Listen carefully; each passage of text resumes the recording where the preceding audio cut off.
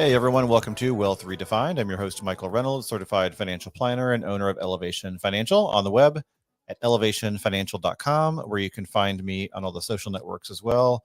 At the bottom of my website, all the icons are there to find me anywhere, as well as you can email me through my website or book a meeting. So we'll talk about that more later. But today we're going to talk about what does a solid financial plan look like. So the word financial plan can be ambiguous and confusing sometimes, and it can be defined in different ways depending on who you ask. To some people, a financial plan is a complex document full of charts, graphs, and projections. It might be really lengthy and detailed. Others might see it as a simple outline that can fit on one page. So, what is a proper financial plan and what does it contain? So, as you might expect, there's no one correct answer. Most importantly, it guides you toward your goals and provides a solid foundation for your life. So today we're going to talk about what does a typical financial plan contain and what should it cover? So what are the areas in your financial life that a financial plan should cover and what's going on in those areas? So kind of a broad checklist today. So we're going to start with liquidity. One of the most essential elements or components of your financial plan is your liquidity or your liquid term.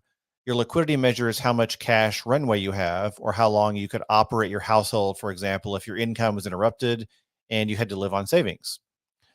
The correct liquid term won't be the same for everyone. Correct is in quotes because it's not exact. If you're a dual income household and both of you are very stable in your jobs, you might be comfortable with a lower amount. On the other hand, if you're a single income household and your income is not very stable, you might need a larger cash reserve to handle the risk associated with your situation. The liquidity number defined in your financial plan determines the minimum level of cash you need to maintain protection against unexpected cash flow issues. So, a solid financial plan includes a cash reserve that is appropriate for your situation. So, next, another component of your financial plan is insurance.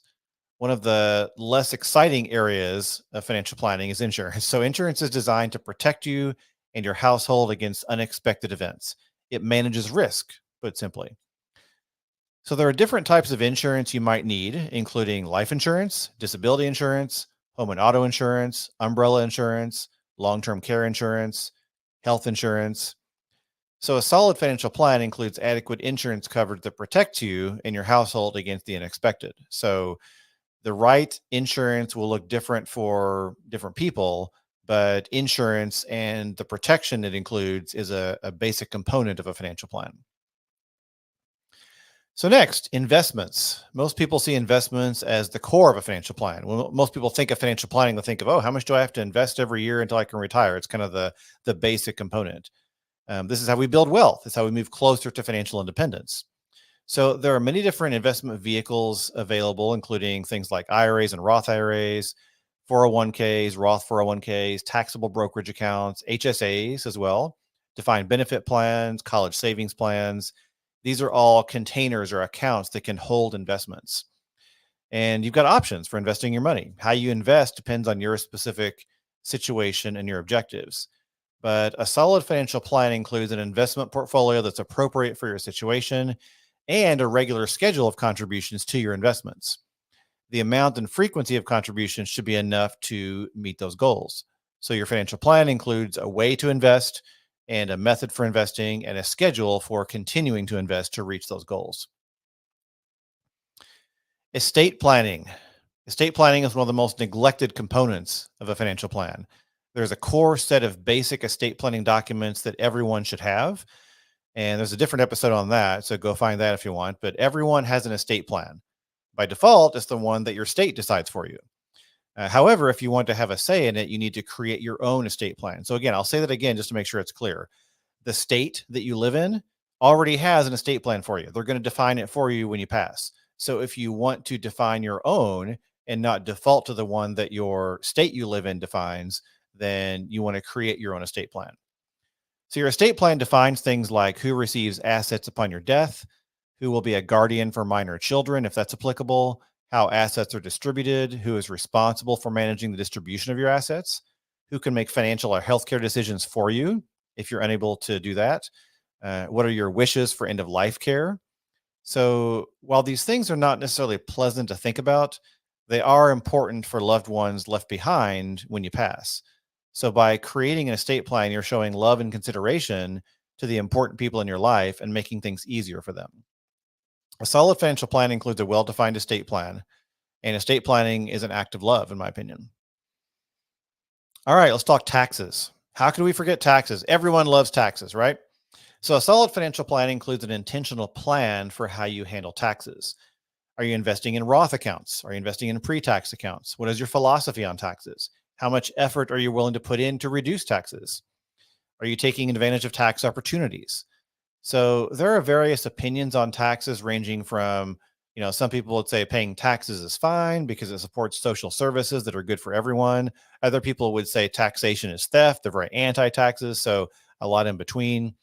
The important thing is that you understand your approach to tax management and that you have an intentional plan for how you approach taxes in your financial plan. Also, cash flow. Cash flow is the keystone of any financial plan. Without cash flow, none of it works. Cash flow planning includes managing the inflow and outflow of your money. It can include a formal budgeting process that helps you track and direct your money with intention. And ultimately, understanding your cash flow is, essential for any financial plan to work. If you manage this well, everything else falls into place. So that is a broad, basic checklist of the components that go into the typical financial plan. So let's talk about maintaining it as we wrap up, because like anything else worth doing, a financial plan takes effort to establish and maintain. It's not a set it and forget it type of thing. So it's important to update your plan periodically and course correct as you go and adapt to the changes in your life. And once you get in the habit of paying attention, however, maintaining a solid financial plan really becomes second nature. It becomes something you just kind of integrate into your daily life, maybe not daily life, but regular, pattern of your life and becomes kind of a second nature to keep up to date, which is great.